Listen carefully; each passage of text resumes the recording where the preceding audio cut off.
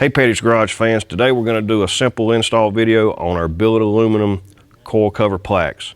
The only thing you're going to need is a 1/4 inch wrench, 1/16 inch Allen wrench, 7/64 drill bit, and a drill. So what we're going to do is we're going to use our plaque as a drill guide, and we're going to center it up in our valley here.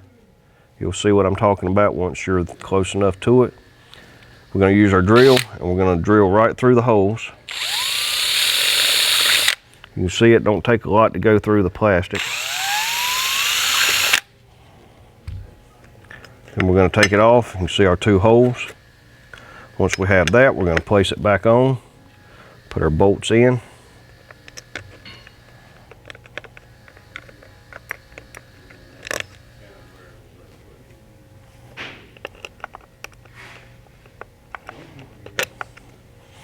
We're going to flip it over, put our nuts on.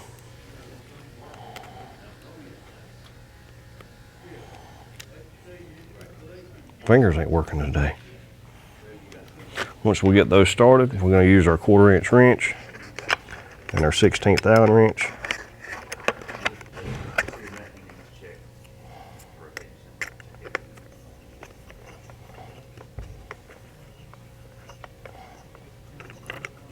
Snug them up, do not over tighten them, just enough to hold them on.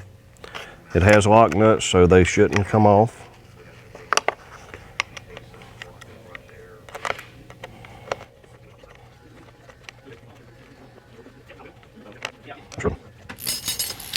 Okay, now that we got those tight, you see it's not moving. You flip it over, that's what we look like on the back side.